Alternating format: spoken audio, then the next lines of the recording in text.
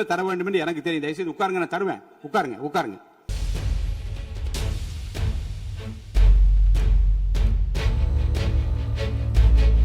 மாண்புமிகு அமைச்சர் பேசுங்க.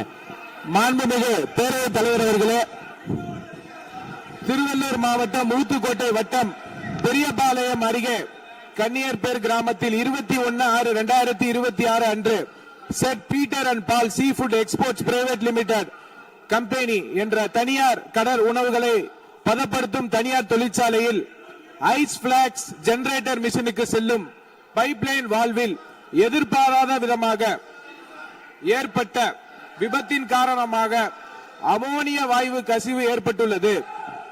இந்த விபத்தின் காரணமாக இதுவரை அங்கு பணியில் இருந்த 74 நபர்கள், 70 பெண்கள், 4 ஆண்கள் பாதிக்கப்பட்டு அரசு தனியார் மருத்துவமனையில் அனுமதிக்கப்பட்டு சிகிச்சை பெற்று.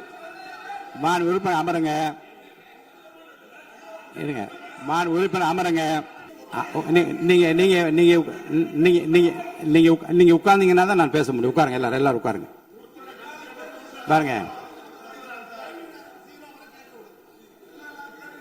நீங்க உங்க கட்சி தலைவர் பேசுற, நீங்க எல்லாம் குறுக்க ஏன் பேசுறீங்க? பேசாதீங்க, குறுக்க பேசாதீங்க. யாரோ ஒருத்தர் பேசுங்க.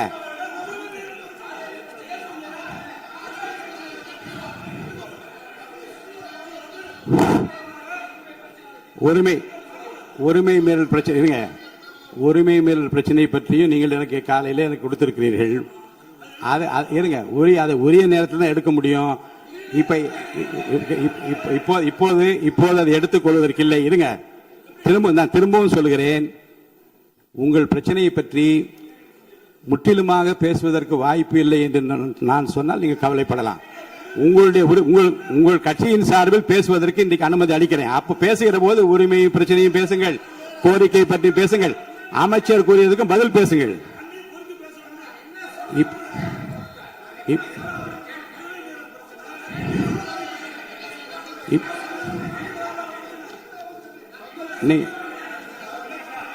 இப்போது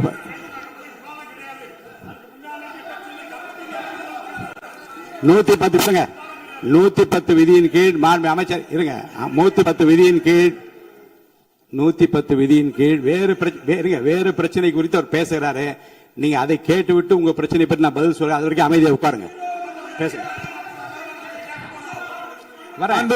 மாண்புமிகு பேரவைத் தலைவர் அவர்களே, இல்லங்க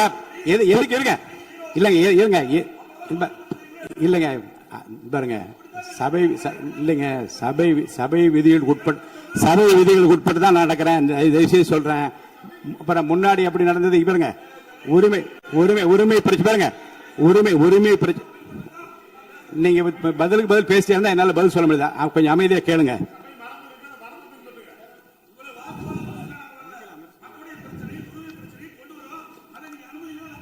அந்த அனுமதி 110 விதியின் கீழ் இந்த சம்பவத்துக்கு இல்லங்க சார்.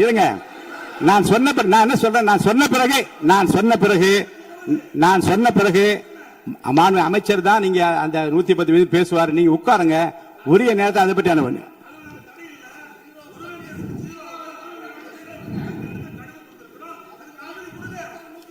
நூத்தி 10 விதியின் கீழ் மாண்பு அமைச்சர் விளக்கத்தை அளித்த பிறகு நீங்க பேசுங்க.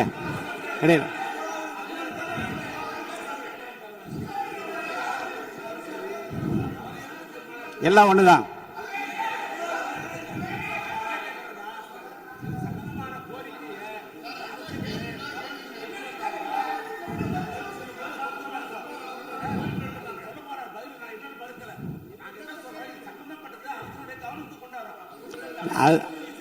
அதற்கு அதுதாங்க. இல்ல 110 மாண்புமிகு உறுப்பினருக்காக சொல்றேன். 110 விதியின் கீழ் மாண்புமிகு அமைச்சர் பேசிய பிறகு விவாதம் இல்லை. பேசி முடிச்சார். நான் இப்போ பாருங்க, உங்களுக்கென்று உங்களுடைய கட்சியினுடைய உறுப்பினர் பேசுகிற போது இதே பிரச்சனைக்கு கொஞ்சம் கலந்து பேசுங்க. நீங்க அப்பவும் சொல்லுங்க. நீங்க உரிமை ஒரு இருங்க மேகதாது பிரச்சனை இருங்க இருங்க சொல்லி முடிச்சிடுறேன். மேகதாது பிரச்சனை பற்றி உரிமை மீறல் கொடுத்திருக்கிற அந்த விவாதத்தை நீங்கள் உங்களுக்கென்று பேச இருக்கின்ற உறுப்பினர் பேசுகிற போது நீங்க அந்த பிரச்சனையை சொல்லலாம். அதற்குரிய பதில் நான் சொல்றேன். அது உரிமை பிரச்சனையாக ஏற்றுக்கொள்ள முடியாத மாண்புமிகு அமைச்சர், நீங்க பதில் சொல்லுங்க.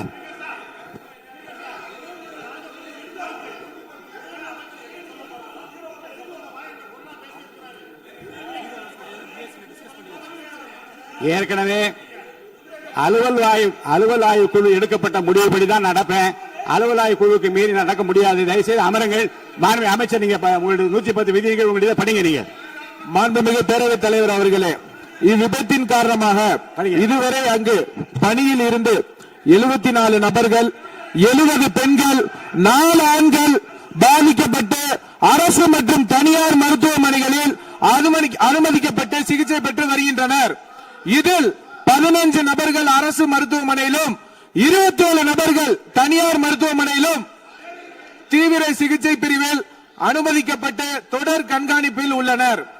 27 நபர்கள் சாதாரண சிகிச்சையில் உள்ளனர். இவ்விபத்தின் துரதிருஷ்டவசமாக 5 பெண்கள் உயிரிழந்து உள்ளனர் என்ற துயரமான செய்தியினை கேட்டு அறிந்து மாண்புமிகு முதலமைச்சர் அவர்கள் மிகவும் வேதனை அடைந்து அவர்களுடைய குடும்பத்தினருக்கு ஆழ்ந்த இரங்கலையும் ஆறுதலையும் தெரிவித்துக் கொள்வதோடு முதலமைச்சரின் பொது நிவாரண நிதியிலிருந்து தலா 2 லட்சம் ரூபாய் உடனடியாக வழங்க உத்தரவிட்டுள்ளார்கள். மேலும் அவர்களின் உடல்களை சொந்த மாநிலத்திற்கு அனுப்பி நல்லடக்கம் செய்வதற்கான செலவினை அரசே மேற்கொள்ளும் எனவும் தெரிவித்துள்ளார்கள்.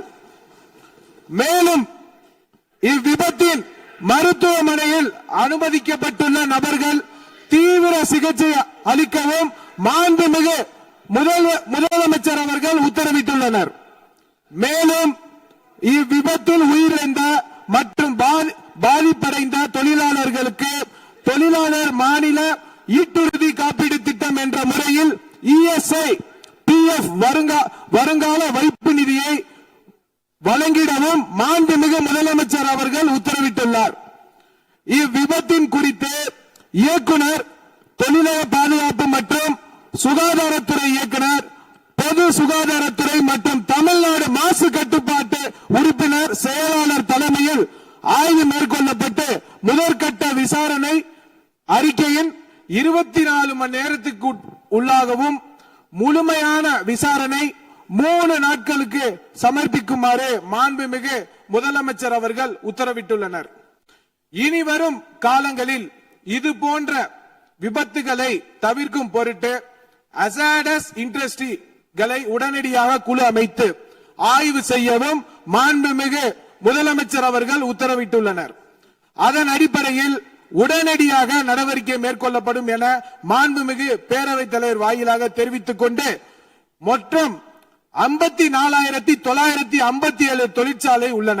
இதில் தொழிலாளர்கள் 27,65,313 தொழிலாளர்கள் உள்ளனர். இதில் அபாயகரமான தொழிற்சாலைகள் 6,669 உள்ளனர். இனிவரும் காலங்களில் தமிழ்நாடு முழுவதிலும் உள்ள அனைத்து தொழிற்சாலைகளிலும் இதுபோல் நடக்காம இருக்க அனைத்து விதமான நடவடிக்கையும் மேற்கொள்ளப்பட்டு சட்ட ரீதியாக நடவடிக்கை மேற்கொள்ளப்படும் என்பதை பேரவைத் தலைவர் வாயிலாக தெரிவித்துக் கொண்டு விடைபெறுகிறேன். நன்றி. இந்த 110 விதியின் கீழ் அவர் பேசிய பேச்சுகள் குறித்து எந்த விவாதம் கிடையாது. நீங்க கேட்க உரிமை பிரச்சனை சொல்றேன். உட்காருங்க. நீங்க சொன்ன உட்காருங்க. இல்லைங்க, உரிமை பிரச்சனை பற்றி பேசுவதற்கு நான் அனுமதி அளிப்பேன். உட்காருங்க. எப்ப தர வேண்டும் என்று எனக்கு தெரியும். தயவுசெய்து உட்காருங்க. நான் தருவேன். உட்காருங்க.